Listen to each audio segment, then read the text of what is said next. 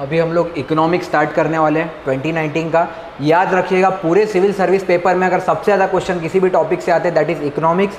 Economics अगर आपको नहीं आता है तो it is very difficult to be a civil servant. इसीलिए दो सब्जेक्ट तो यूपीएससी के कोर है, दैट इज़ इकोनॉमिक्स और पॉलिटी, और मज़ा भी बहुत आएगा इकोनॉमिक्स में। अगर आप इकोनॉमिक्स समझ गए तो आपको समझ में आएगा कि इंडिया में डे टू डे गवर्नेंस कैसा होता है, क्यों हम पे टैक्स लगता है, क्यों बजट होता है। हम डिटेल में एक एक प्रोविजन को पढ़ेंगे। इकोनॉमिक्स में भी बहुत ज़्यादा ट्रिक्स लग जाती है यूपीएससी की, वो सारे हम देखेंगे।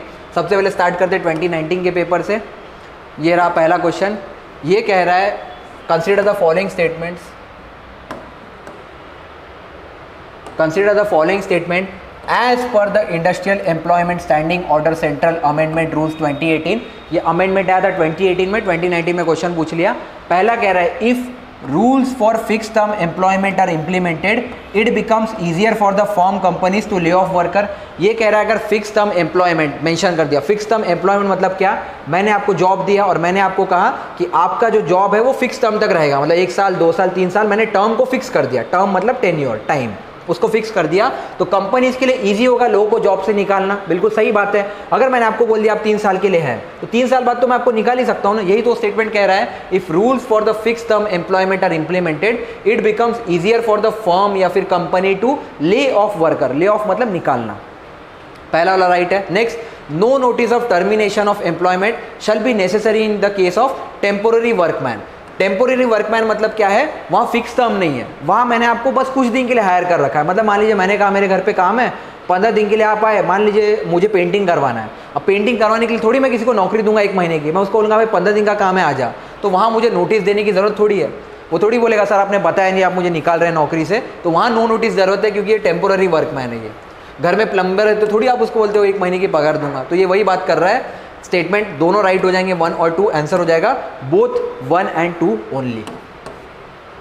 The answer is both 1 and 2. Why? The government has notified fixed term employment for all sectors through an amendment to the Industrial Employment Standing Order Rules 1946. आपके लिए इंपॉर्टेंट क्या है, ये वाला रूल जिसके थ्रू इंडिया में अमेंडमेंट लाया गया, और किसके लिए, ऑल सेक्टर्स के लिए। क्योंकि कल को यूपीएससी आपको पूछेगा ऑल सेक्टर, हम ऐसा सोचते हैं यार बहुत एक्सट्रीम वर्ड है ऑल सेक्टर, बट यहाँ राइट है। नेक्स्ट, फिक्स टर्म एम्प्लॉयमेंट बताया all for all sector will make it easier for the companies, जो हमने देख ही लिया, जिससे company hire and fire easily कर सकती है। हायर मतलब लेना और फायर मतलब निकालना।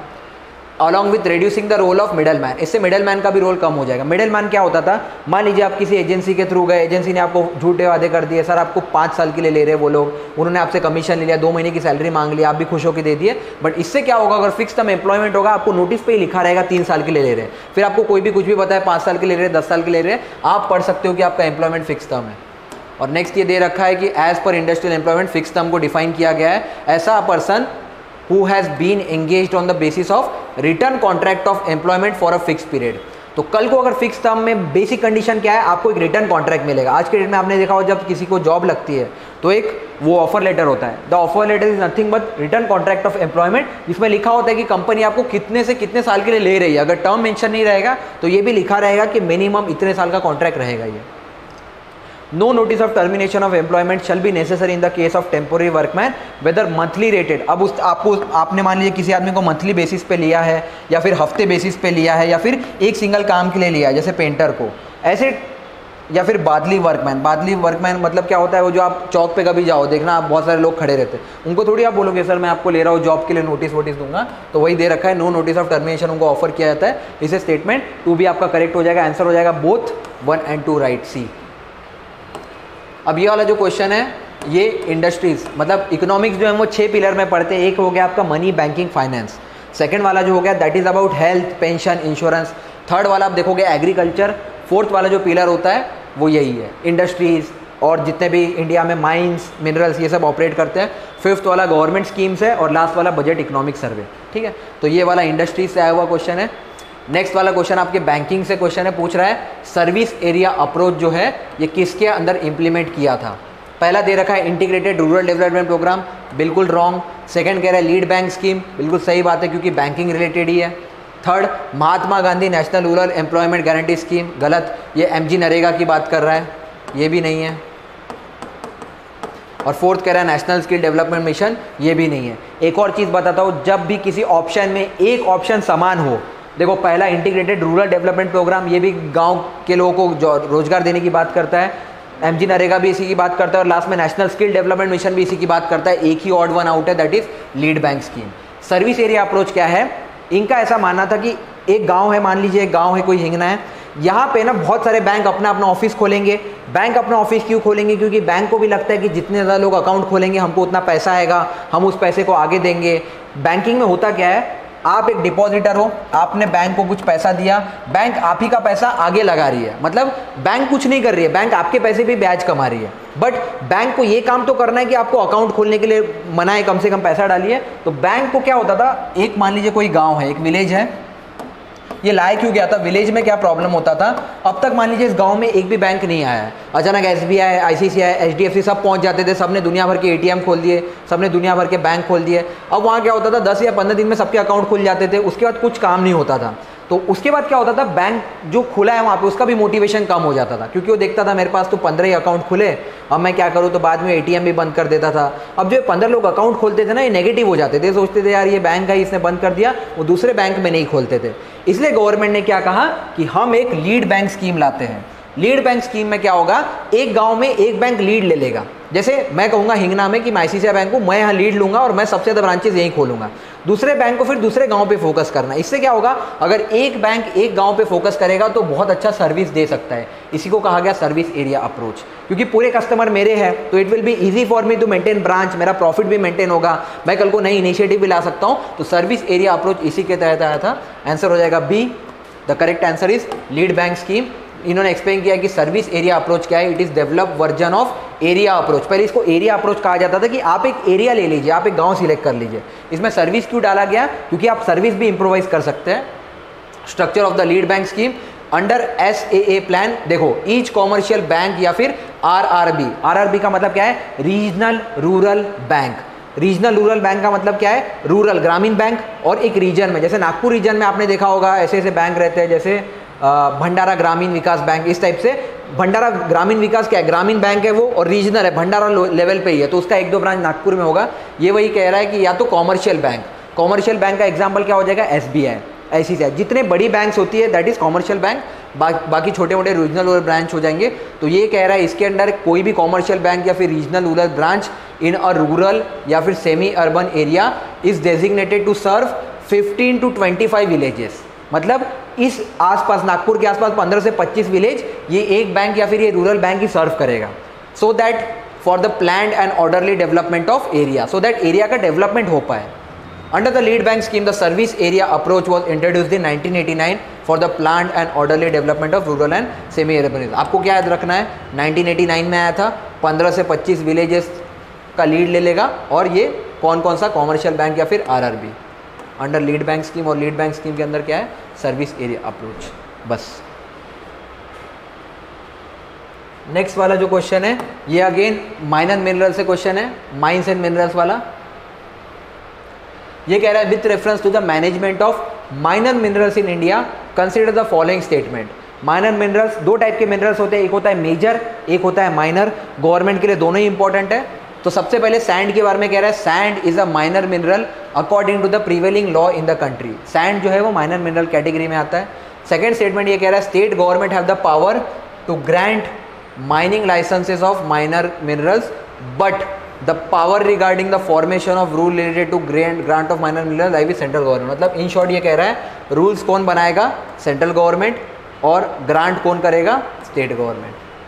थर्ड ये कह रहा है state government have the power to frame rules to prevent illegal mining of minor minerals. एक जगह कह रहा है स्टेट गवर्नमेंट के पास रूल रहेगा, एक जगह कह रहा है सेंट्रल गवर्नमेंट के पास रूल रहेगा। दोनों ऑप्शन थोड़े कॉन्फ्लिक्टिंग लग रहे हैं। ऑप्शन दे रखा है आपको 1 and 3 only, 2 and 3 only, 3 only, 1, 2 and 3 only. Actually मैंने आपको क्या कहा है, जब 2 चीज़ों को कंपेयर किया जाता है तो वहाँ क्या उल्टा हेरा फेरी कर देते हैं। मतलब यहाँ इन्होंने क्या किया, स्टेट गवर्नमेंट का हो सकता है रोल दे दिया होगा सेंट्रल को, और सेंट्रल का रोल दे दिया हो, तो मेरे हिसाब से 2 इसका रॉन्ग हो जाना चाहिए। द मोमेंट मैं 2 एलिमिनेट करता हूँ, I am left with 1 and 3 only, and 3 only, 3 by default right है और 1 भी राइट है। सैंड जो है ये माइनर मिनरल कैटेगरी में आता है, तो आई गेस इसका आंसर 1 and 3 ओनली होना चाहिए। Yes, correct answer is 1 and 3 only. एक और रीजन से आप देख सकते हो, यहाँ देखो क्या लिख रखा है कि स्टेट गवर्नमेंट के पास रूल है बनाने के लिए, स्टेट गवर्नमेंट के पास पावर है रूल के लिए। ऊपर वाले ऑप्शन में क्या दिख रखा है कि सेंट्रल गवर्नमेंट के पास रूल है। एक साथ क्या हो सकता है कि एक बार सेंट्रल गवर्नमेंट के पास रूल होगा, एक बार स्टेट गवर्नमेंट, पॉसिबल ही नहीं है।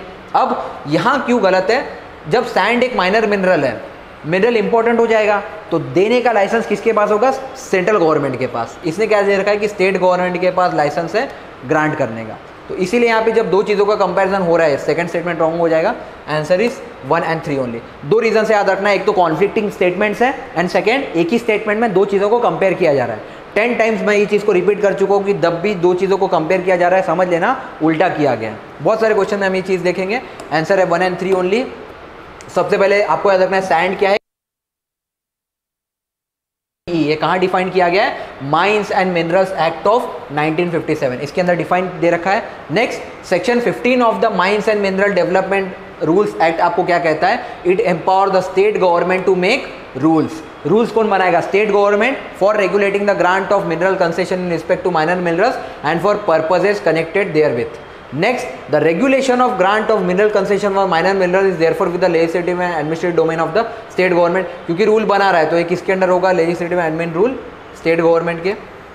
आगे एक और लाइन दे रखी है, under the power granted to them by section 15 of the MMDR act state government have frame their own mineral concession rules. Hence statement 2 is not correct, क्योंकि वहाँ क्या दे रखा था, सेंट्रल गवर्नमेंट रूल बनाती है, बट हमने क्या पढ़ा, स्टेट गवर्नमेंट के पास रूल है। लास्ट में सेक्शन 23C आपको क्या कहता है, it empowers the state government to frame rules to prevent illegal mining, transportation and storage of minerals. Control of illegal mining is therefore under the legislative and administrative jurisdiction of state government. In short आपको क्या याद रखना है, आज के date में rule भी कौन बना सकता है, स्टेट गवर्नमेंट, कंट्रोल और ग्रांट भी कौन कर सकता है, स्टेट गवर्नमेंट। और ये सैंड किस कैटेगरी में, माइनर मिनरल, और ये सब कहाँ दे रखा है आपको, माइंस एंड मिनरल्स एक्ट। ये कहाँ बज रहा है, बाजू में।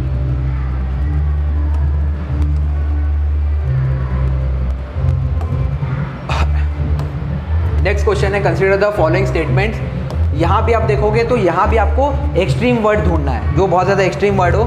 सबसे पहला आपको कह रखा है, most of the India's external डेब्ट is owned by government entities, governmental entities. ये बिल्कुल रॉन्ग है। जितना भी इंडिया में मोस्ट, सबसे ज़्यादा किसने ओन कर रखा है, नॉन गवर्नमेंट एंटिटीज ने। जो प्राइवेट प्लेयर है उन्होंने सबसे ज़्यादा ओन कर रखा है। सेकेंड क्या कह रहा है, ऑल ऑफ इंडियाज एक्सटर्नल डेब्ट is denominated in US dollar. India ने जितना भी, पहले स्टेटमेंट को पढ़िए, ऑल इंडिया ने जितना भी एक्सटर्नल डेब्ट, एक्सटर्नल डेब्ट मतलब बाहर से लिया हुआ कर्जा, जैसे आपने वर्ल्ड बैंक से लिया है, IMF से लिया है, WHO से लिया है, जितना भी आपने कर्जा लिया है ये सब US डॉलर में। पॉसिबल ही नहीं है। चाइना से अगर हम लेंगे तो चाइना अपनी करेंसी में देगा, जापान अपनी देगा, USSR देगा, सब US डॉलर में क्यों देंगे। तो ऑल वाला स्टेटमेंट इस वजह से रॉन्ग हो जाएगा। और पहला इसलिए रॉन्ग है क्योंकि इंडिया में जितना भी सबसे ज़्यादा कर्जा है वो प्राइवेट प्लेयर के हाथ में, गवर्नमेंट के हाथ में इतना कर्जा नहीं है। जैसे अडानी, अंबानी, इन लोगों ने बहुत कर्जा दे रखा है गवर्नमेंट से ज़्यादा। तो पहला स्टेटमेंट भी रॉन्ग हो जाएगा, दोनों स्टेटमेंट रॉन्ग है, इसलिए आंसर क्या हो जाएगा आपका, नाइदर 1 नॉट 2। ये वाला जो क्वेश्चन है बजट से आया हुआ क्वेश्चन है। जब आप बजट पढ़ोगे, अब दो टाइप की चीज़ें पढ़ोगे, एक पढ़ोगे कैपिटल, एक पढ़ोगे रेवेन्यू। कैपिटल और रेवेन्यू में दे रखा है कि एक्सटर्नल डेब्ट क्या होता है, इंटरनल डेब्ट क्या होता है। इंटरनल डेब्ट क्या होता है, ये तो है एक्सटर्नल डेब्ट जब आप बाहर से कर्जा लेते हो।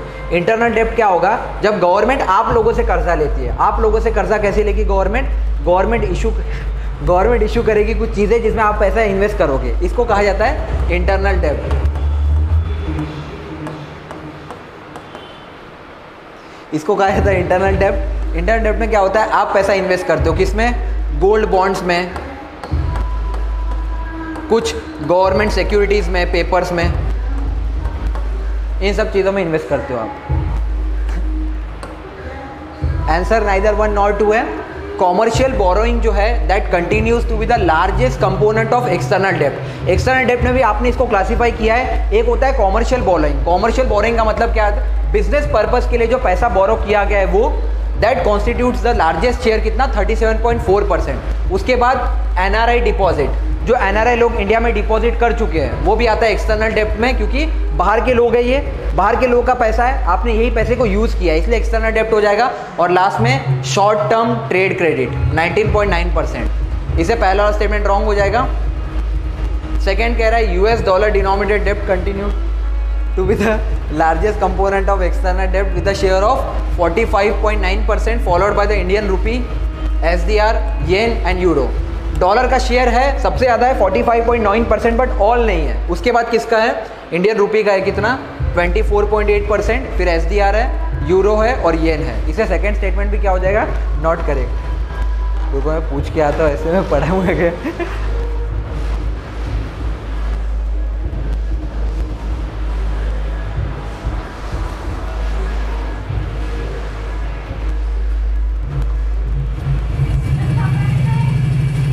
हमें कहाँ बज रहा है? सर स्टॉप किया क्या? हाँ? स्टॉप किया? नहीं तो आवाज आ रहा है ना? अच्छा हो गया।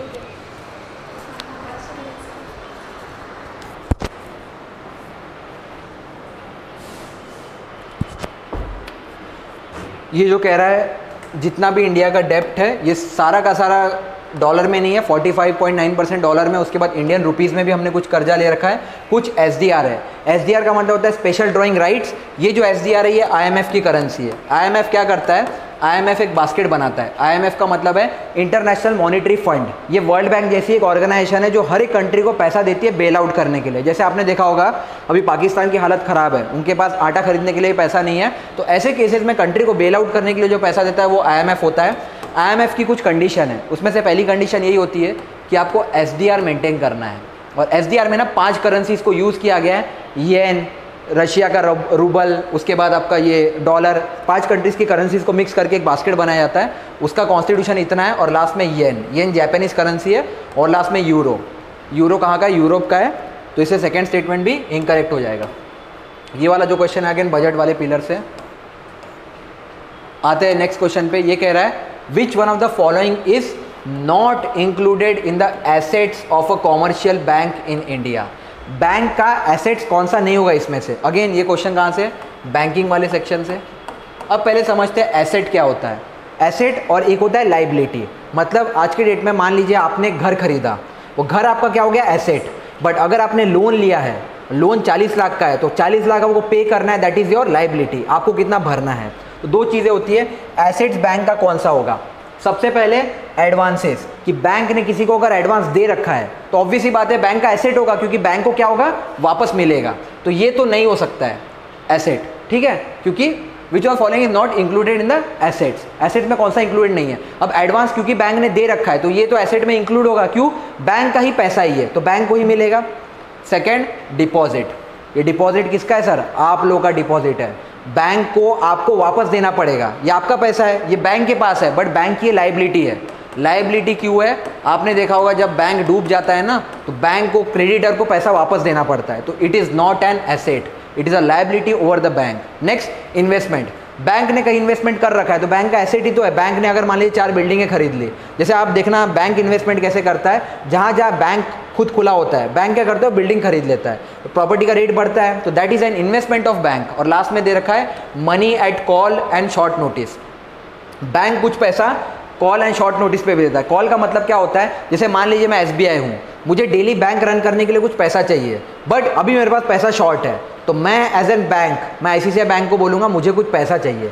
इस पैसे को कहा जाता है मनी एट कॉल। जब एक बैंक दूसरे बैंक से पैसा मांगे, this is known as money at call. And money at short notice भी इसी को कहा जाता है, क्योंकि ये बहुत कम टाइम के लिए, जैसे अगर SBI ने ICICI बैंक को पैसा दिया, ये 14 दिन का ही होता है, इसलिए इसको शॉर्ट नोटिस भी कहा जाता है। तो ये भी बैंक का एसेट है, क्योंकि बैंक को ये पैसा वापस मिलेगा।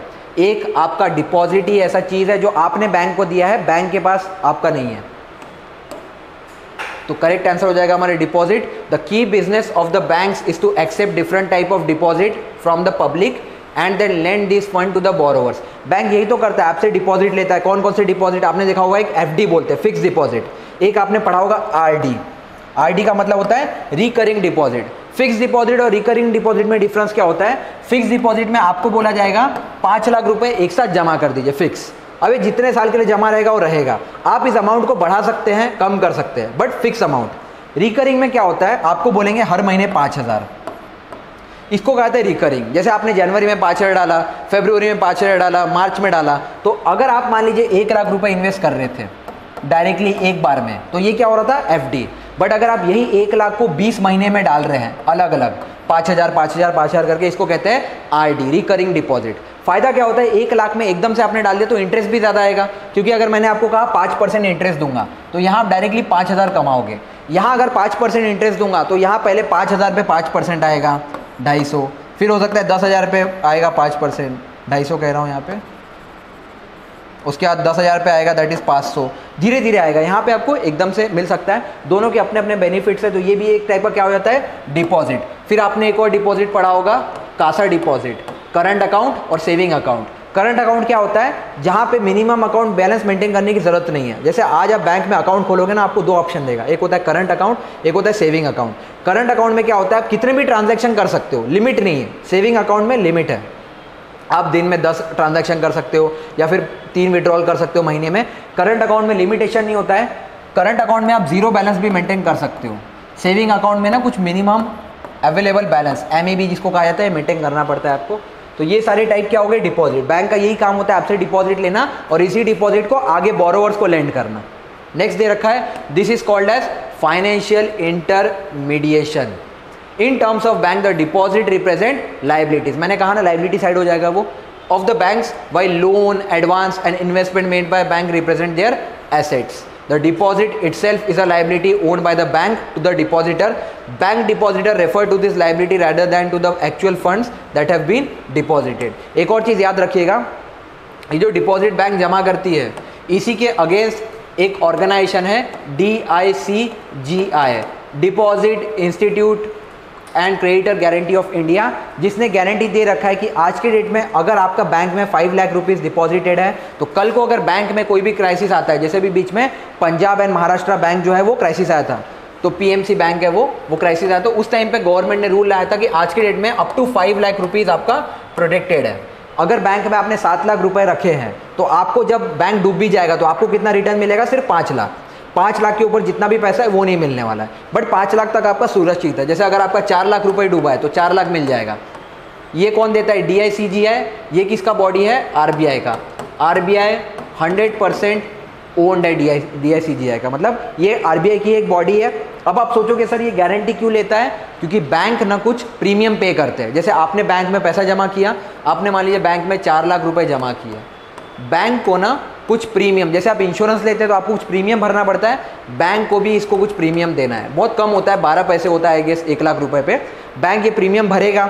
अब सोचिए अगर बैंक नहीं डूबे तो इनको तो फायदा ही है ना, इनको तो प्रीमियम मिल रहा है हर महीने। इंश्योरेंस में क्या होता है, आप लाइफ इंश्योरेंस लेते हैं कि भाई मुझे कुछ हो नहीं जाना चाहिए, मैं जिंदा रहूं। आपने 10 साल तक लाइफ इंश्योरेंस भरा, आप जिंदा ही हो, पैसे चले गए उनके पास। तो यही सेम केस यहाँ पे, फायदा इनका भी है और इस केस में भी फायदा है। तो ये अगेन मनी बैंकिंग वाले सेक्टर से आया हुआ क्वेश्चन है। नेक्स्ट वाला क्वेश्चन कह रहा है, in the context of India which of the following factor is are contributor to reducing the risk of currency crisis. Currency crisis क्या होता है, अगर मान लीजिए आप इंडिया में हैं, आपकी रुपी डिवैल्यू होना स्टार्ट हो गई है। मतलब होता क्या है, पहले क्या होता था, मैं ऐसा मानता हूँ कि $1 जो है इसका बराबर हो जाता है 30 रुपीज़। मतलब आपके पास 30 रुपये है, आप ऑस्ट्रेलिया में जाके $1 खरीद सकते हैं। अब क्या होगा, अगर रुपी की वैल्यूएशन कम होगी तो $1 किसके बराबर हो जाएगा, 40 रुपये। मतलब आपको वापस ऑस्ट्रेलिया USA में जाके अगर $1 का सामान खरीदना है तो अब आपको 40 रुपये चाहिए। डॉलर की वैल्यू कम होते जा रही है, इसको कहा जाता है करेंसी क्राइसिस। एक टाइम आएगा जब हो सकता है $1 के अगेंस्ट आपको 100 रुपये देने पड़ जाए।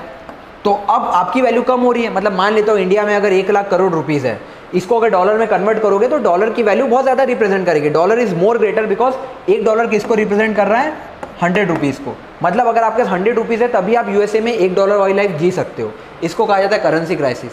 अब ये किस किस इंडिया में करेंसी क्राइसिस किस किस रीजन से होता है, ये क्वेश्चन कह रहा है, in the context of India which on the following is are contributor to reducing the risk of currency crisis. पहले तो ये समझना करेंसी क्राइसिस होता कैसे है और उसको रोका कैसे जा सकता है, उसके रिस्क को।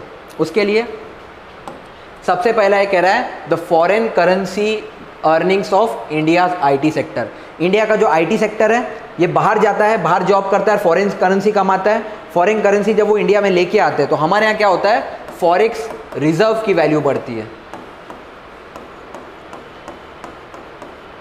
और जितना ज़्यादा आपके पास फॉरेक्स रिजर्व होगा, मनी की वैल्यू उतनी बढ़ेगी, कम नहीं होगी। याद रखिएगा, हमारे लिए अच्छी बात है कि जितना ज़्यादा डॉलर इंडिया में आए, क्योंकि जितना ज़्यादा डॉलर होगा उसके अगेंस्ट आप मनी रखेंगे, मनी की वैल्यू डॉलर आने से इंक्रीज होगी, डॉलर जाने से वापस कम होगी। इसलिए आप देखना बार बार गवर्नमेंट का फोकस रहता है कि इंडिया का फॉरेक्स रिजर्व मेंटेन रहे। आज की डेट में ना इंडिया एक स्ट्रॉन्ग पोजीशन पे है, इंडिया के पास $650 बिलियन का फॉरेक्स रिजर्व है। फॉरेक्स रिजर्व का एक और फायदा क्या होता है, आप जब किसी भी देश से कोई सामान खरीदते हैं ना तो आपको पैसा डॉलर में देना है। आज मान लीजिए इंडिया से अगर मैं कोई सामान खरीद रहा हूँ तो वो रुपीज़ का क्या करेंगे, उनको डॉलर चाहिए। अगर आपके पास डॉलर रहेगा तभी आप उनसे ट्रेड कर सकते हैं, नहीं तो वो कंट्रीज एक्सेप्ट ही नहीं करेगी। इसलिए India is a very good position, हमारे पास $650 बिलियंस है। इसलिए आप देखिएगा ये भी कहा जाता है इंडिया को 1 ट्रिलियन इकोनॉमी बनने के लिए 60 ईयर्स लग गए। मतलब 1947 से 2007 में जाके फाइनली हमारा $1 ट्रिलियन इकोनॉमी बना, जीडीपी। अगला जो हमारा $2 ट्रिलियन जीडीपी बना, ये हमने 2007 से लेके 2014 के बीच में कर लिया। नेक्स्ट वाला जो $3 ट्रिलियन इकोनॉमी बना, ये भी हमने 2014 से 2021 में कर लिया। कोविड आ गया इसीलिए, नहीं तो ये 2019 में हो चुका था 20 तक। अब जो $4 ट्रिलियन है ना, आप बिलीव नहीं करेंगे, ये हम 2021 से 2024 के एंड में करने वाले नेक्स्ट 3 इयर्स में। And India will be the next 3rd largest economy in world, अगर ये अचीव हो जाता है तो। क्योंकि इसके बाद जो मोदी जी का सपना है $5 ट्रिलियन जीडीपी, ये हम अचीव कर लेंगे। और ये ऐसा कहा जाता है अगर हमने 3 साल में कर लिया है तो नेक्स्ट ये 1.5 to 2 ईयर्स में हम लोग कर लेंगे।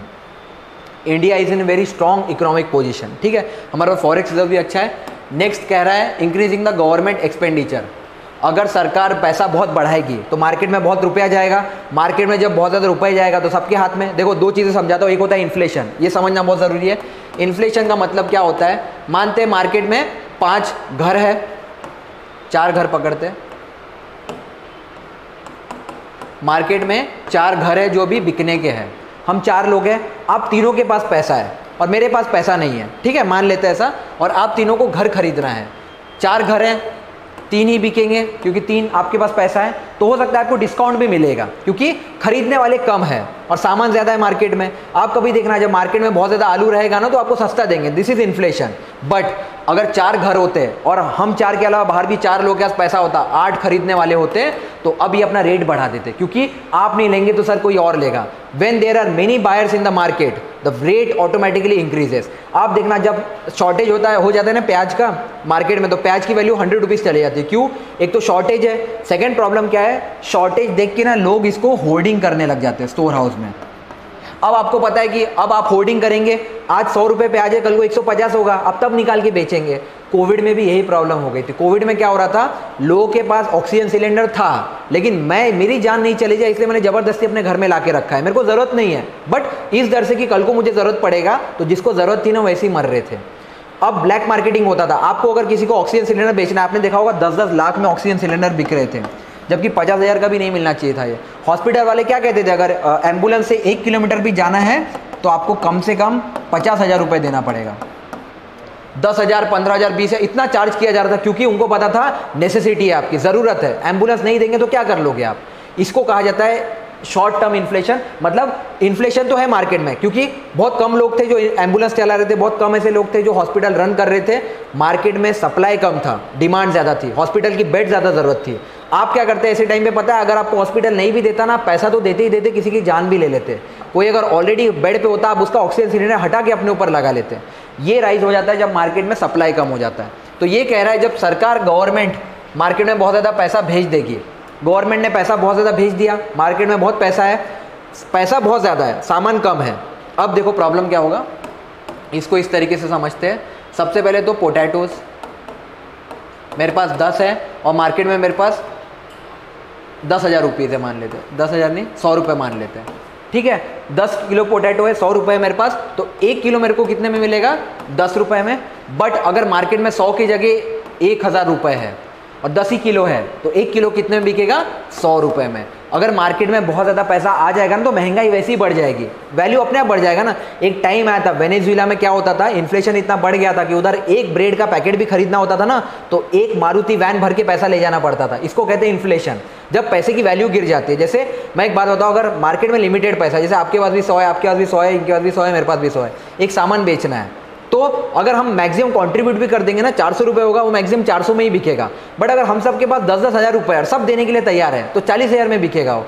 आईफोन एक प्रोडक्ट की वैल्यू की इतनी बढ़ गई क्योंकि डिमांड है यार, नहीं तो कौन 1.5 लाख रुपए देके एक फोन लेगा। इंडिया में कंज्यूमर मेंटालिटी बहुत ज्यादा है। आप सोचो ना, है कुछ नहीं, एक फोन है। अब BMW का इतना प्राइस क्यों देते हो? क्योंकि कंज्यूमर मेंटालिटी है। जिस दिन अगर लोग खुद BMW की वैल्यू नहीं देंगे, मान लो ऑल्टो की डिमांड बढ़ गया अचानक से, ऑल्टो वाला 3 लाख 4 लाख की जगह 10 लाख में बेचेगा ऑल्टो। डिमांड ने सप्लाई का ही पूरा गेम है। अगर मार्केट में आप देखना, स्टारबक्स नया नया आया, डिमांड बहुत ज्यादा है, कॉफी 300 की बेचेगा। स्टारबक्स को यही 10 साल हो जाएंगे, अगर उसके जगह कोई छपरी भी अगर खोल लेगा ना एक, और वो अच्छी कॉफी दे रहा है तो ज्यादा महंगी बेच सकता है वो। यही डिफरेंस हो जाता है डिमांड एंड सप्लाई में। तो ये कह रहा है इंक्रीजिंग द गवर्नमेंट एक्सपेंडिचर। अगर गवर्नमेंट पैसा बहुत ज्यादा मार्केट में दे देगा तो इसे इन्फ्लेशन आएगा, डेफिनेटली आएगा, रुपीज की वैल्यू क्या हो जाएगी? कम हो जाएगी। तो ये रिड्यूस करेगा क्या रिस्क को, करेंसी को? नहीं। और तीसरा कह रहा है remittances from Indians abroad. Remittances क्या होता है? बाहर वाले जब अपने घर वालों को पैसा भेजते हैं, जैसे आप विदेश गए, आपने अपने घर वालों को पैसा भेजा, इसको कहा जाता है रेमिटेंसेस फ्रॉम इंडियंस अब्रॉड। अब अगर आपने वहां से रेमिटेंसेस भेजा, डॉलर में भेजा, अगर डॉलर इंडिया में आएगा, क्योंकि डॉलर इंडिया में आया, रुपीस की वैल्यू क्या होगी? बढ़ेगी, कम नहीं होगी, तो करेंसी रिस्क भी कम होगा। तो आंसर क्या होना चाहिए? 1 और 3 ओनली, 1 और 3, क्योंकि सेकंड हमने देख लिया नुकसानदायक है। चेक कर लेते हैं। यस, 1 और 3 ओनली, क्योंकि आपने देखा ये दोनों वैसे भी एक ही बात कर रहा है कि इंडियंस जो बाहर पैसा कमा रहे हैं और रेमिटेंसेस जो बाहर से आ रहा है। एक सिंपल फॉर्मूला याद रखिए, अगर इंडिया में डॉलर बहुत ज्यादा आएगा ना तो रुपये की वैल्यू बढ़ेगी, कम नहीं होगी। क्योंकि इंडिया में डॉलर की, मैंने आपको क्या कहा, मार्केट में जिसकी वैल्यू ज्यादा बढ़ जाएगी, जिसकी सप्लाई ज्यादा बढ़ जाएगी, उसकी वैल्यू कम हो जाएगी। अगर मार्केट में बहुत ज्यादा संतरे आ गए ना, एक मैंने देखा था, मैं आपको न्यूज दिखाता हूँ, एक ट्रक वाले ने 10 ट्रक संतरे फेंक दिए थे पानी में। क्यों? उसने कहा था इतने ज्यादा संतरे हो गए थे कि मार्केट में 2 रुपीस का संतरा बिक रहा था डजन। अब सोचिए वो खेती से ले जाके ट्रक भर भर के मंडी तक ला रहा है, उसका लाने में ही 100 रुपीस कॉस्ट जा रहा है फ्यूल का, वो कहाँ 2 रुपीस में बेचेगा। मैं आपको ये न्यूज़ भी कंफर्म करा देता हूँ। इससे आपने देखा होगा बहुत सारे लोग क्या करते हैं, फेंक देते हैं बट बेचते नहीं है, क्योंकि उस टाइम पे सप्लाई मार्केट में बहुत ज़्यादा हो जाता है।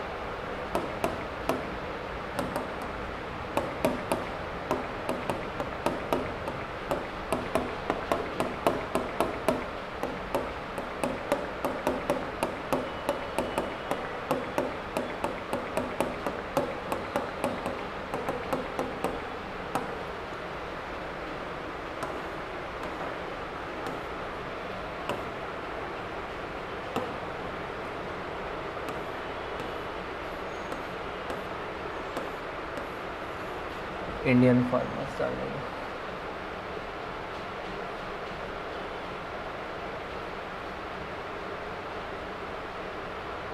हाँ,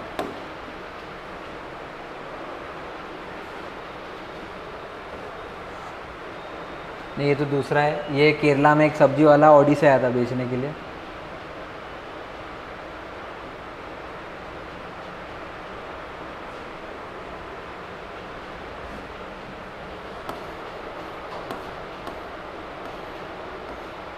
हाँ, ये टोमेटो वाला देखो। Why are farmers destroying tomato and other vegetables? Truck के ट्रक टोमेटो फेंक दिए, क्योंकि टोमेटो मार्केट में इतना ज़्यादा आ गया था कि कोई 1 रुपये, 10 रुपये, 5 रुपये में ही बेच रहा है। अब मार्केट से लेके मंडी तक लाने का कॉस्ट बहुत ज़्यादा हो रहा था, तो ये लोग करेंगे क्या? ये लोग रास्ते से उठा के फेंक देते थे, रास्ते पे ही फेंक देते थे कि बेचने कौन ले जाएगा, इससे अच्छा है मैं बेचूँ ही नहीं। जब किसी भी चीज़ का मार्केट में सप्लाई बहुत ज़्यादा हो जाएगा ना, सबके पास अवेलेबल होगा, उस टाइम पे उसकी वैल्यू कम हो जाती है। तो याद रखना, अगर इंडिया में डॉलर बहुत ज़्यादा आ जाएगा तो डॉलर की वैल्यू कम हो जाएगी, रुपये की वैल्यू बढ़ जाएगी। अगर उल्टा हो गया, इंडिया में डॉलर कम हो गया और रुपीज़ ज़्यादा हो गया, तो रुपीज़ की वैल्यू कम हो जाएगी। ये वो आर्टिकल है, why are farmer destroying tomato other vegetable crops, what are their demands, all you need to know. Road पे ही टोमेटोज फेंक देते थे। देखो लिखा हुआ है selling for less than 2 rupees पर किलोग्राम। कुछ लोग तो 1 रुपये पर किलोग्राम बेच रहे थे। समझ रहे हो? वो खेती से लेके आ रहा है ट्रक से लाने के बाद मैन पावर उतारना, लोड करना, और फिर 1 रुपये में बेचेगा। एक तो उसने टोमेटो बनाने में 1 रुपये से ज़्यादा उसका खर्चा हो गया हो। तो ये हो जाता है जब मार्केट में बहुत ज़्यादा अच्छी फसल भी नुकसान हो जाती है। अगर मान लीजिए एग्रीकल्चर बहुत अच्छा हो गया ना, तो भी इंडिया के लिए नुकसान है, और एग्रीकल्चर बहुत ख़राब हो गया तो भी। इसलिए हमारे यहाँ बैलेंस होना चाहिए agriculture.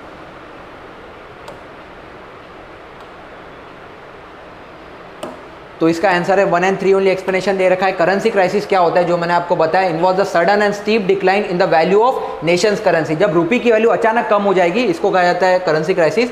Which causes negative ripple effect through out the economy. Problem क्या होगा, दूसरा कंट्री आपसे ट्रेड करने को रेडी नहीं रहेगा, क्योंकि 100 रुपये देने पे आपकी कंट्री की वैल्यू मिलेगी। बेटर है ना 50 रुपये में कहीं और से खरीद सकता है। Central bank and government can intervene, इसको बचाने के लिए क्या होता है, तो गवर्नमेंट इंटरवीन करती है, सेंट्रल बैंक। सेंट्रल बैंक कैसे इंटरवीन करेगी, आरबीआई के पास कुछ फॉरेन रिजर्व जमा होता है, जो मैंने आपको बताया 650 बिलियन। आरबीआई क्या करेगा, कुछ 650 बिलियन में से कुछ रिजर्व डाल देगा पब्लिक में, क्योंकि पब्लिक में पैसा आ गया, डॉलर की वैल्यू बढ़ गई मार्केट में, रुपीस की वैल्यू ऑटोमेटिकली इंक्रीज हो जाएगी। और गवर्नमेंट क्या कर सकता है, गवर्नमेंट दूसरे कंट्री से ट्रेड कम कर सकता है, ट्रेड कम करेंगे फॉरेन रिजर्व बचेगा, और by intervening in the forex market this decline in value negatively affects an economy by creating instability in exchange rate. Exchange rate भी कम हो जाता है, buys as much as is used to another currency। दूसरा problem क्या होगा, मान लीजिए आप ऑस्ट्रेलिया जा रहे थे पढ़ने या यूएसए जा रहे थे पढ़ने, पहले फीस थी वहाँ की मान लीजिए $20,000, ठीक है, वो तो अभी भी कांस्टेंट है, बट $1 जो पहले 30 रुपए का था अब कितने का होगा, 50 रुपया। तो जहाँ आप 6 लाख रुपए देने वाले थे, अब आपको कितना देना पड़ेगा, 10 लाख रुपया। तो आप बाहर पढ़ने जाएंगे क्यों, तो कंट्री का भी बहुत लॉस होता है। इस वजह से यही कह रहा है कि एक्सचेंज रेट डिफरेंस हो जाता है। Foreign currency earning and remittances contribute to the strengthening of rupee, जो हमने देखा, जितना रेमिटेंस आप इंडिया में भेजेंगे, फॉरेन करेंसी भेजेंगे, उससे रुपी स्ट्रेंथन होगा, रुपी की वैल्यू बढ़ेगी। Increasing government expenditure will have no effect in the value of currency, hence statement 2 is not correct. फिर ये क्वेश्चन आपसे कह रहा है which of the following is issued by registered foreign portfolio investor to overseas investor who want to be part of Indian stock market without registering themselves directly।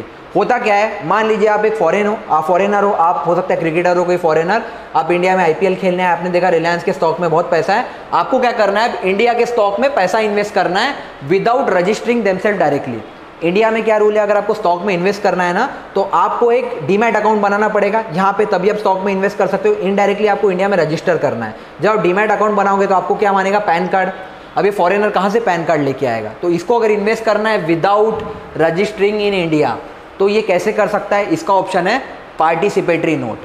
Participatory note में क्या होता है, मान लीजिए आप एक फॉरेनर हो, आपको इंडिया स्टॉक में इन्वेस्ट करना है, बट आप कर नहीं सकते, तो आपके बिहाफ में क्या होगा, फॉरेन का एक बैंक करेगा, फॉरेन का एक पर्सन है, बैंकर है, वो इंडिया, एग्जाम्पल लेता हूँ मैं, मान लीजिए SBI है, SBI इंडिया में भी है, ये सेम SBI मान लीजिए US में भी होगा, तो आप क्या करेंगे, आप SBI US वाले पर्सन के पास जाएंगे और आप उसको बोलेंगे सर मुझे इंडिया के स्टॉक में पैसा इन्वेस्ट करना है।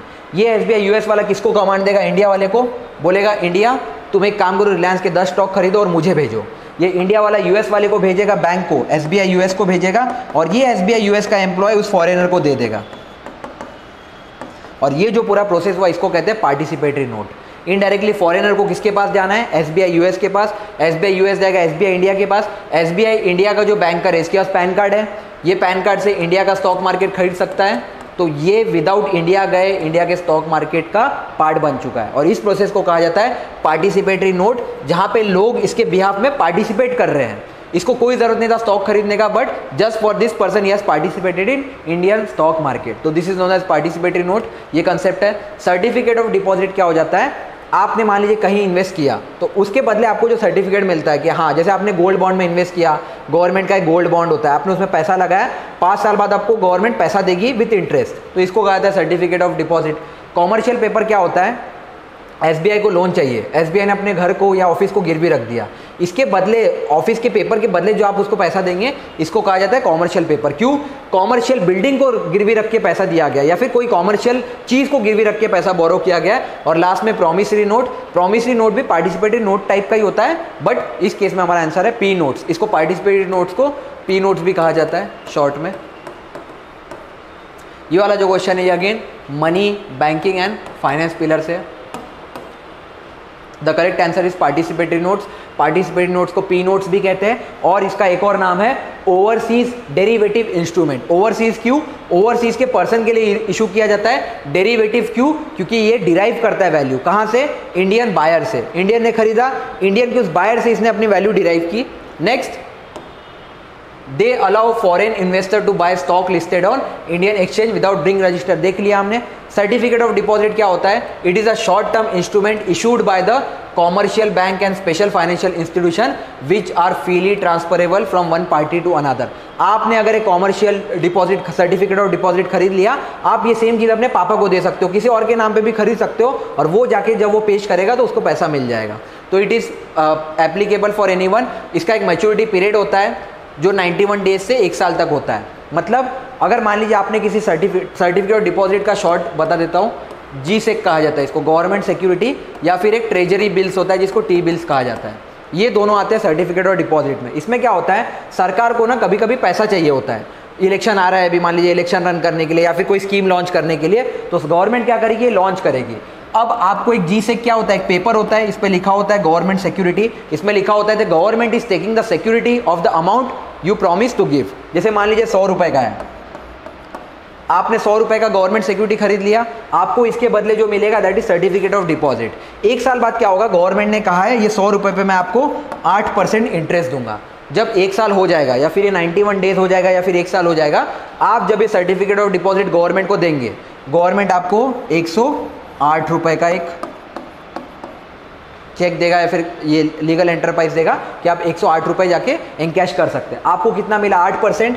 गवर्नमेंट को क्या फ़ायदा हुआ, गवर्नमेंट को पैसा चाहिए था, गवर्नमेंट को पैसा मिल गया। ये गवर्नमेंट एक और काम एक और बार करती है, जब मार्केट में बहुत ज़्यादा पैसा आ जाता है, पैसा आ गया, इन्फ्लेशन बढ़ जाएगा, इन्फ्लेशन को रोकने के लिए गवर्नमेंट क्या करती है, गवर्नमेंट सिक्योरिटी बॉन्ड ले आती है। अब लोगों का तो पैसा हाथ में पड़ा हुआ है, बेकार है, तो आप क्या करोगे, आप इन्वेस्ट कर दोगे। 1 साल बाद आपको कितना मिल रहा है, 108 रुपए। This is known as certificate of deposit. ये इंडिविजुअल भी खरीद सकता है, कोऑपरेटिव भी खरीद सकता है और कंपनी भी खरीद सकती है। नेक्स्ट है कॉमर्शियल पेपर। ये भी जैसे शॉर्ट टर्म इंस्ट्रूमेंट था, ये भी क्या है, शॉर्ट टर्म डेप्ट इंस्ट्रूमेंट है, बट ये था शॉर्ट टर्म इंस्ट्रूमेंट। डेप्ट क्या होता है, जब आप कर्जे के लिए, उधार के लिए पैसा लेते, issued by companies to raise fund generally for a time period of up to 1 year. Company क्या करती है, पैसा रेज कर रहे हैं, कंपनी बोलेगी ये ज़मीन मेरी है, मैं ज़मीन को गिरवी रखता हूँ या फिर ज़मीन के पेपर को उधार में रखता हूँ, गारंटी रखता हूँ, मुझे कुछ साल के लिए पैसा दीजिए। आपके पास बदले में क्या है, कंपनी के कॉमर्शियल पेपर। अगर कंपनी आपको पैसा नहीं दे पाई तो कंपनी के कॉमर्शियल पेपर आपके हाथ में है, आप पेपर को बेच दीजिए, ज़मीन आपकी हो जाएगी, ऐसा। It is an unsecured money market instrument issued in the form of promissory note and was introduced in India in 1990. A promissory note is a financial instrument that contains a written promise by one party to pay another party a definite sum of money. Promissory note में क्या होता है, आपने एक return पे किसी को लिख दिया कि मैं प्रॉमिस करता हूँ मैं इतना पैसा दूंगा। जब आप अपना नोट खोलोगे ना, 100 रुपए का नोट, उस पर ये लिखा होता है मैं धारक को ये वचन देता हूँ। हिंदी में भी लिखा होता है, इंग्लिश में, कि I bear the promiser bearer, कि आई विल प्रॉमिस कि आपको 100 रुपये मिलेंगे। अगर नहीं मिलेगा तो आरबीआई के पास देंगे, आरबीआई आपको 100 रुपये देगा। This is promissory note. ये अनसिक्योर्ड क्यों है, क्योंकि इसके बदले कोई कोलैटरल नहीं है।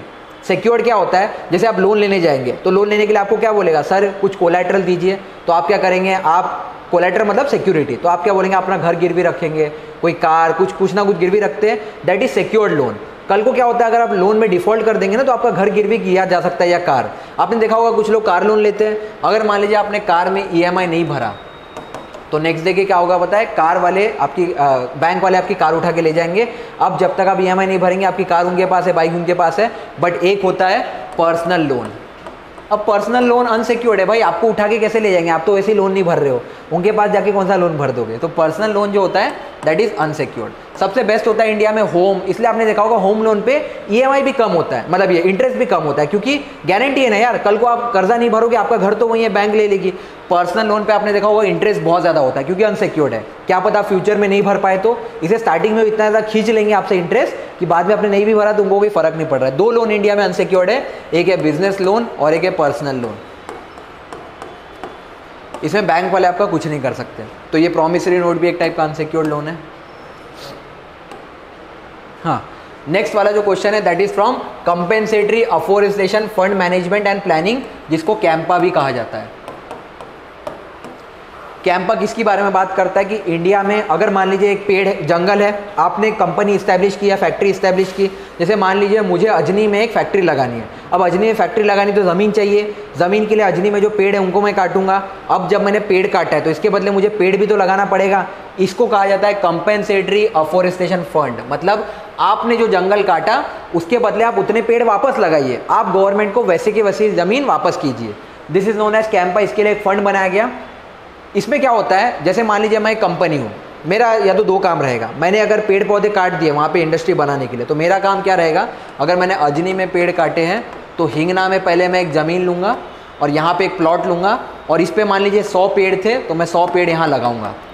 बट एज अ कंपनी मेरे पास इतना काम धाम तो है नहीं, तो मैं क्या करूँगा, गवर्नमेंट बोलेगी ये 100 पेड़ काटे ना आपने, एक पेड़ की वैल्यू थी 500 रुपये, एग्जाम्पल दे रहा हूँ, तो आप 500 रुपीज़ इंटू 100 पैसा हमें दे दीजिए। ये पैसा कहाँ जाएगा, इस फंड में, जो फंड लिखा हुआ है ना कैंपा, इसमें पैसा जाता है, और इस ये जो लिखा हुआ है फंड, इसमें पैसा जाता है, और ये गवर्नमेंट क्या करती है, इस फंड से फिर वो पेड़ कहीं और लगाएगी। ठीक है, गवर्नमेंट का काम रहेगा। तो दोनों काम कर सकते हैं, या तो आप खुद से लगा सकते हैं या फंड दे सकते हैं। पहला स्टेटमेंट ये कह रहा है, as per law the compensatory afforestation fund management and planning authority exist at both national and state level. ये बोल रहा है जो कैंपा अथॉरिटी है ये बोथ लेवल पे, नेशनल और स्टेट लेवल। बिल्कुल सही बात है, आप जब देखोगे नेशनल लेवल पे भी और स्टेट लेवल पे है। नेक्स्ट कह रहा है peoples participation is mandatory in the Campa carried out under the compensatory afforestation fund act 2016। People participation I don't think इतना मैंडेटरी है, बट अगेन होना भी चाहिए क्योंकि पेड़ पीपल ही लगाएंगे। बट किस सेंस में बात कर रहा है, ये थोड़ा, ये वाला जो ऑप्शन है ये थोड़ा कॉन्फ्लिक्टिंग है, क्योंकि देखो पीपल पार्टिसिपेशन तो जरूरी है, अगर आप नहीं करोगे तो पेड़ लगाएगा कौन। बट सेकंड, ये जो अथॉरिटी इनकी खुद की टीम होती है लगाने के लिए, तो सेकंड कॉन्ट्रोवर्शियल है। बट मेरे हिसाब से अगर मुझे मार्क करना रहेगा तो मैं आई गेस बोथ करूंगा, 1 and 2 ओनली। 1 ओनली है, देखा मैंने कहा ना सेकंड, क्योंकि कॉन्ट्रोवर्शियल हो जाता है थोड़ा, बट रिस्क लिया जा सकता है। तो इसका आंसर है 1 ओनली।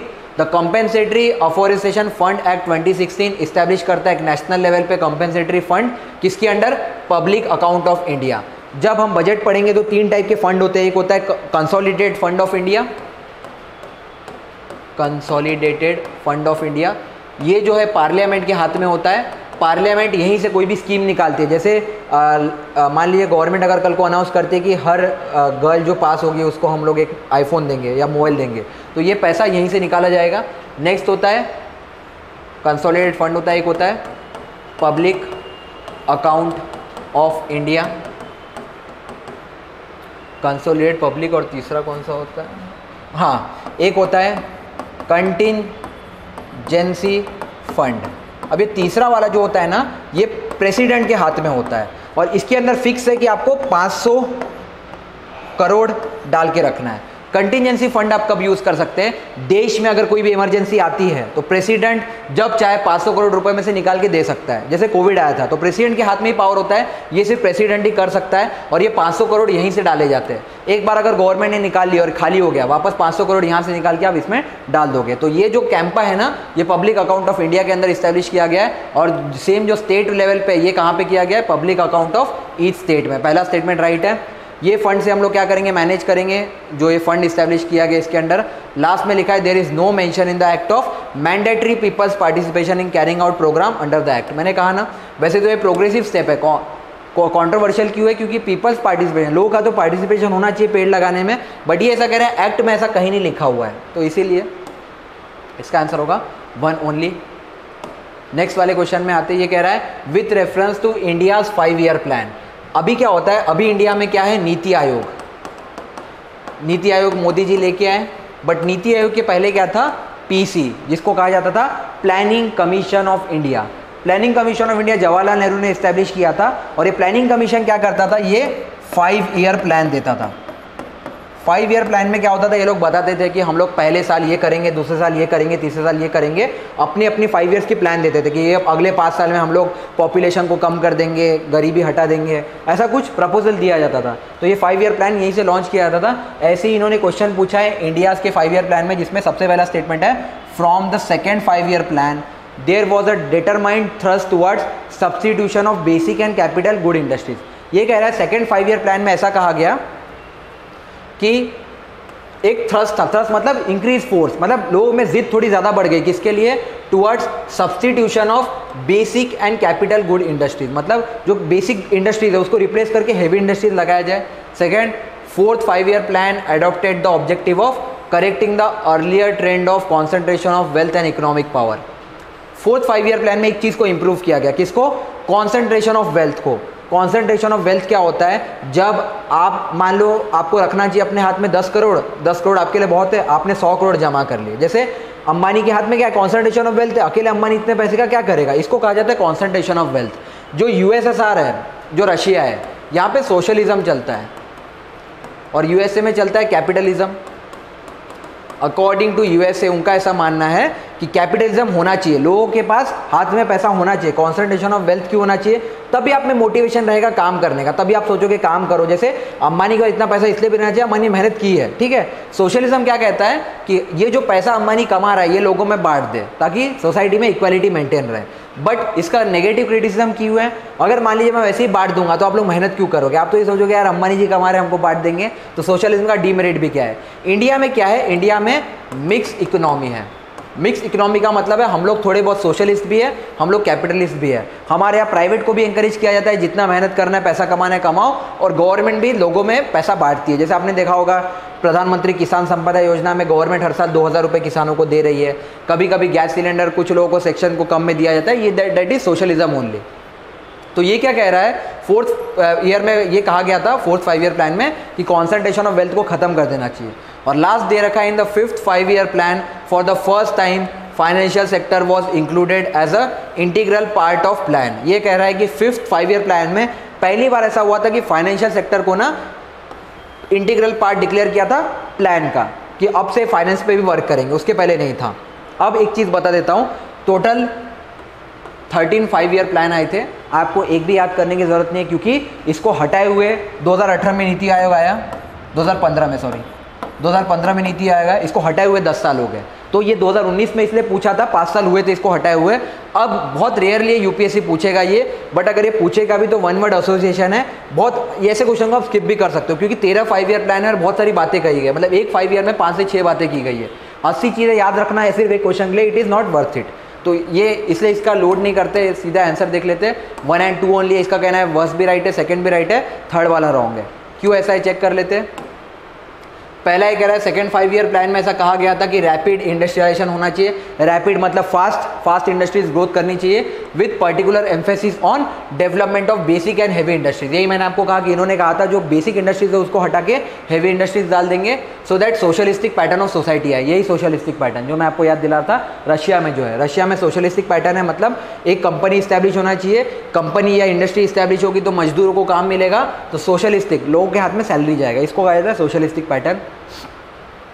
फोर्थ 5 ईयर प्लान वाला भी सही है, इसने ध्यान दिया reduction in the concentration of income, wealth and economy, power to achieve social equality and justice. ये कैसे किया गया था, एक्चुअली 1969 में ना इंदिरा गांधी ने एक लॉ लाया था, that is banking nationalisation act. इसमें हुआ क्या, आप जो देख रहे हो ना इंडिया में जितने भी पब्लिक सेक्टर बैंक है, ये SBI और ये पंजाब नेशनल बैंक और ये सबको नेशनलाइज किया गया। पहले किसी प्राइवेट पर्सन के थे, जैसे कुछ प्राइवेट बैंक है, एक्सिस बैंक किसी प्राइवेट पर्सन का है, सेम ICICI बैंक है, मतलब ग्रुप ऑफ लोगों का है। गवर्नमेंट ने इसको अपने हाथ में ले लिया, क्योंकि ये क्या कर रहा था, कॉन्सेंट्रेशन ऑफ वेल्थ कुछ लोगों के हाथ में पैसा बढ़ा रहा था। आज के डेट में मान लीजिए एक प्राइवेट पर्सन है, उसके हाथ में एक्सिस बैंक है, एक्सिस बैंक के पास मान लीजिए 1000 करोड़ रुपए है, तो ये बहुत ज़्यादा अमाउंट हो गया ना। इसको कंट्रोल करने के लिए गवर्नमेंट ने क्या किया, बैंक को नेशनलाइज कर दिया। नेशनलाइज मतलब गवर्नमेंट का बना दिया, कि अब से जितने भी बैंक है ये गवर्नमेंट का है, ये पैसा हो जाएगा गवर्नमेंट का। गवर्नमेंट डिसाइड करेगी किस पे कितना इंटरेस्ट देना है, कौन से लोन पे कितना इंटरेस्ट देना चाहिए, कितना हम गवर्नमेंट सरकार को बांटेगी, कितना नहीं बांटेगी, ये सारा गवर्नमेंट ने इसी से डिसाइड किया था।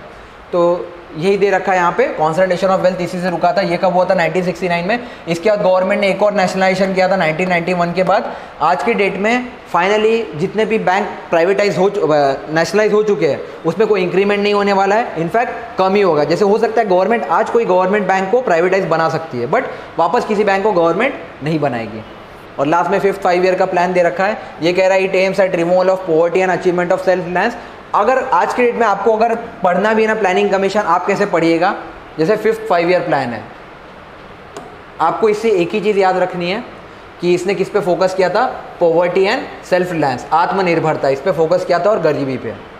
सेम फोर्थ 5 ईयर प्लान ने किस पे इस्टेब्लिश किया था, कॉन्सेंट्रेशन ऑफ इनकम। ऐसे एक एक वर्ड से एसोसिएट करके रहेंगे तो क्वेश्चन बनाना थोड़ा इजी हो जाएगा, क्योंकि बहुत सारी चीज़ें दे रखी है। जैसे यहाँ पे एग्जांपल के तौर पे मैंने फिफ्थ 5 ईयर प्लान का एक्सप्लेनेशन दिया है, ये 1974 से 1978 था। इसमें फोकस था गरीबी हटाओ, employment, justice, agriculture, production and defence. गरीबी हटाओ क्यों कहा जाता था, क्योंकि इस टाइम पे पॉवर्टी एकदम 1971 में आपको याद होगा इंडिया ने बांग्लादेश वॉर लड़ा था, बांग्लादेश वॉर के बाद गवर्नमेंट खुद बहुत ख़राब पोजीशन में आ गई थी, क्योंकि हमारा बहुत पैसा चला गया था वॉर में, तो गरीबी बहुत आ गई थी, इंडिया में एकदम पीक में था।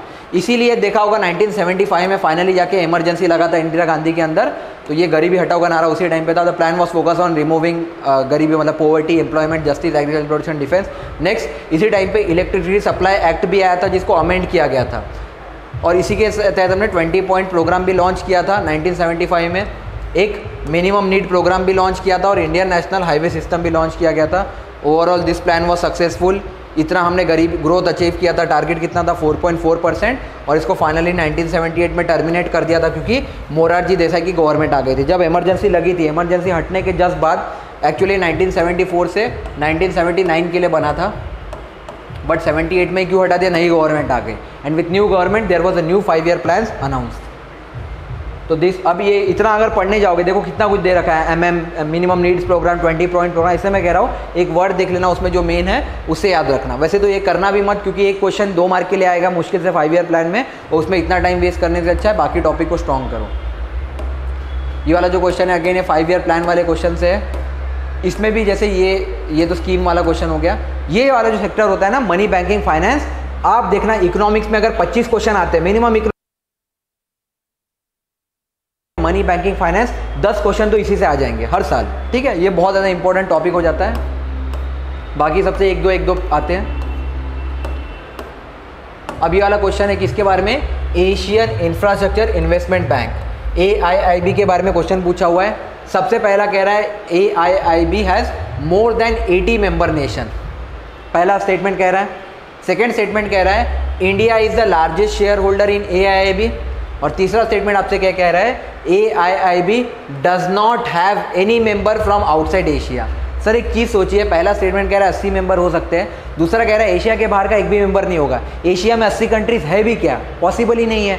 अफ्रीका ही सबसे बड़ा नेशन है, और अफ्रीका के पास आई गेस 56 कंट्रीज़ हैं, तो जब अफ्रीका नहीं है तो ये एशिया कहाँ से हो सकता है इतना लार्ज। तो इसीलिए इस थर्ड स्टेटमेंट जो है रॉन्ग है, क्योंकि थर्ड आप हटा देंगे, ये कट गया, ये कट गया, ये कट गया, बचा क्या, 1 ओनली। और इंडिया लार्जेस्ट शेयर होल्डर नहीं है, आई गेस जापान है या चाइना है इसका, चाइना, हाँ जापान या चाइना में से कोई एक है, चाइना होगा आई गेस। तो correct statement is 1 only. AIIB is a multilateral development bank that has now grown to 97 approved members worldwide. Total इसके 97 है। पहला स्टेटमेंट यूपीएससी ने क्यों लिख दिया मोर देन 80, क्योंकि एग्जैक्ट नंबर नहीं पता करना चाहिए, बट एक लिमिट पता होनी चाहिए। जैसे आज के डेट में आपको पता होना चाहिए 97 के पहले क्या आएगा 95, तो मोर देन 95 तक पॉसिबल है। Next, India second largest shareholder है, स्टेटमेंट 2 रॉन्ग हो जाएगा। India is the largest borrower, in fact India पैसा भी सबसे ज़्यादा यहीं से बोरो करता है from the Asian infrastructure investment bank. Australia, New Zealand, Qatar, Canada, Cyprus are non regional members. क्या कह रहा था, एशिया के बाहर एक भी मेंबर नहीं है, चेक कर लो, Australia, New Zealand, Qatar, Canada, Cyprus सब इसके मेंबर है, और ये सब आउटसाइड एशिया है। इसे थर्ड स्टेटमेंट हमारा क्या हो जाएगा, रॉन्ग हो जाएगा। अब AI के बारे में दिया है कि it is a multilateral development bank. Multilateral का मतलब क्या होता है, जो बहुत सारे गवर्नमेंट का पैसा इनमें इन्वॉल्व हो, तो मल्टी गवर्नमेंट का इन्वॉल्व है with a mission to improve social and economic outcomes in Asia. It is establish by the AIIB articles of agreement. कब साइन किया था, 2015 में। उसके बाद दे रखा है द पार्टीज, इसके 57 फाउंडिंग मेंबर थे। जब फाउंडिंग मेंबर का मतलब क्या होता है, जब ये बैंक बना था तो कितने लोग इसके मेंबर थे, these are known as founding member. To agreement compromise the membership of the bank. Headquarter कहाँ है, बीजिंग कहाँ है आपके, चाइना में। And it begins it operation in 2016। The member of bank has grown 97, पहले 57 थे, 97। नेक्स्ट 27 प्रोस्पेक्टिव मेंबर है, कौन कौन से, Armenia, Lebanon, Brazil, South Africa, Greece. आपको बस क्या याद रखना है, ये जो मेन चीज़ होते हैं, यूपीएससी बहुत बार फाउंडिंग मेंबर भी पूछ लेता है, हेडक्वार्टर पूछ लेता है कहाँ पे, और उसके बाद India second largest share holder याद रखिएगा, पहला चाइना ही है इसका, बीजिंग हेडक्वार्टर भी है इसका, और ये भी याद रखिएगा इंडिया लार्जेस्ट बोरोवर भी है। बस बना कब था, 2015 में। मोर देन 97 अप्रूव मेंबर्स है इसके बियॉन्ड कुछ नहीं जानना है। ये वाला जो क्वेश्चन है ये अगेन गवर्नमेंट ऑर्गेनाइजेशन से क्वेश्चन है, वर्ल्ड इंस्टीट्यूशन से। वर्ल्ड बैंक हम पढ़ेंगे, IMF पढ़ेंगे, न्यू डेवलपमेंट बैंक पढ़ेंगे, ब्रिक्स पढ़ेंगे, उन सब में एक bank, all Asian infrastructure bank भी पढ़ना होता है हमको। नेक्स्ट ये वाला क्वेश्चन है, what was the purpose of inter creditor agreement signed by Indian banks and financial institution recently. ये वाला भी जो क्वेश्चन है मनी, बैंकिंग, फाइनेंस से क्वेश्चन है, रिसेंटली लिखा हुआ है, मतलब करंट अफेयर्स का क्वेश्चन था। एक एग्रीमेंट साइन किया गया था, इंटर क्रेडिटर एग्रीमेंट बैंक्स और फाइनेंशियल इंस्टीट्यूशन के बीच में। देखते हैं क्या है ये। सबसे पहला कह रहा है to lessen the government of India's burden of fiscal deficit and current account deficit. ये नहीं है, ये दोनों हम लोग अभी आपको समझ में नहीं आएगा, बट नेक्स्ट एक्सप्लेनेशन में समझ में आ जाएगा। नेक्स्ट ईयर का जब हम करेंगे फिजिकल डेफिसिट क्या होता है और करंट अकाउंट डेफिसिट क्या होता है। सेकंड ये कह रहा है to support the infrastructure projects of central and state government, ये भी नहीं है। तीसरा ये कह रहा है to act as a independent regulator in case of applicants for loan of 50 crore और मोर, ठीक है। नेक्स्ट कह रहा है to aim at faster resolution of stress assets of 50 crore और more which is under consortium lending. बार बार एक ही ऑप्शन, दोनों इसमें आंसर यही छुपा होगा। पहला वाला कह रहा है कि इंडिपेंडेंट रेगुलेटर एक्ट करने के लिए लोन जहां पे 50 लाख से ज़्यादा दे रखा है। सेकंड कह रहा है फास्टर रिजोल्यूशन एक्ट करने के लिए स्ट्रेस एसेट से जहां लेंडिंग दे रखा है। मेरे हिसाब से इसका आंसर डी होना चाहिए, फास्टर, क्योंकि बैंकिंग के लिए एनपीए बहुत बड़ा प्रॉब्लम था। थर्ड वाला स्टेटमेंट क्या कह रहा है, इंडिपेंडेंट रेगुलेटर एक्ट करने के लिए, मतलब आपने कहीं 50 लाख से ज़्यादा 50 करोड़ से ज़्यादा लोन दे रखा है तो वहाँ पे एक इंडिपेंडेंट रेगुलेटर होना चाहिए जो चेक करते रहना चाहिए कि पैसा सही से आ रहा है कि नहीं। सेकंड वाला ये कह रहा है कि कितने ऐसे लोन है जो स्ट्रेस्ड हो गए। अब स्ट्रेस का मतलब क्या होता है, मान लीजिए आपने एक लोन लिया, आपने पहले महीने इसकी ईएमआई नहीं भरी, चलेगा। दूसरे महीने इसकी ईएमआई नहीं भरी, चलेगा। तीसरे महीने भी जब आप इसकी ईएमआई नहीं भरेंगे तो ये अब हो जाता है एनपीए अकाउंट, ठीक है। अब एनपीए के बाद जब वापस 30 दिन हो जाता है भरे हुए तो ये हो जाता है स्ट्रेस एसेट। मतलब एनपीए तो हो चुका है, एनपीए मतलब नॉन प्रॉफिटेबल एसेट। अब आपको इस एसेट से कोई प्रॉफिट नहीं हो रहा है, क्यों? 3 महीने तक आपने डिफॉल्ट किया है भरने में, तो फिर ये स्ट्रेस एसेट, सब स्टेट एसेट, स्टैंडर्ड एसेट, ये सब होता है। तो ये एक स्ट्रेस एसेट है 50 करोड़ से ज़्यादा का जो कंसोर्टियम लेंडिंग में है। कंसोर्टियम लेंडिंग का मतलब क्या है, 2 बैंक ने मिलके दिया है, एक बैंक और एक एनबीएफसी ने मिलके दिया है। बैंक और एनबीएफसी में डिफरेंस भी मैं आपको कल बताऊंगा। और ये कह रहा है फास्ट रिजोल्यूशन के लिए बना है, तो मेरे हिसाब से आंसर यही होना चाहिए, क्योंकि एनपीए की बात कर रहा है और एनपीए एक बहुत बड़ा प्रॉब्लम है। यस, यही है, फास्टर रिजोल्यूशन के लिए बनाया गया था। इंटर क्रेडिटर एग्रीमेंट में क्या है, जैसे कि नाम बता रहा है, it is aimed at resolution of loan accounts. कैसे लोन अकाउंट? जिनका साइज 50 करोड़ या उनसे ज़्यादा है। It has been signed by 22 public sector bank, 19 private bank, 32 foreign banks, 12 major financial intermediaries like LIC and हुडको। इन सब ने मिलकर इसको साइन किया है। फाइनेंशियल इंटरमीडियरीज क्या होता है, जो खुद तो बैंक नहीं है बट बैंक जैसा ही काम करते हैं, जैसे एलआईसी हो गया, हुडको हो गया। सेम हम लोग एक्सिम बैंक पढ़ेंगे, export import guarantee of India bank पढ़ेंगे, एक आपको एचडीबी है, हाउसिंग डेवलपमेंट बैंक पढ़ेंगे। ये सब क्या है, फाइनेंशियल इंटरमीडियरीज है।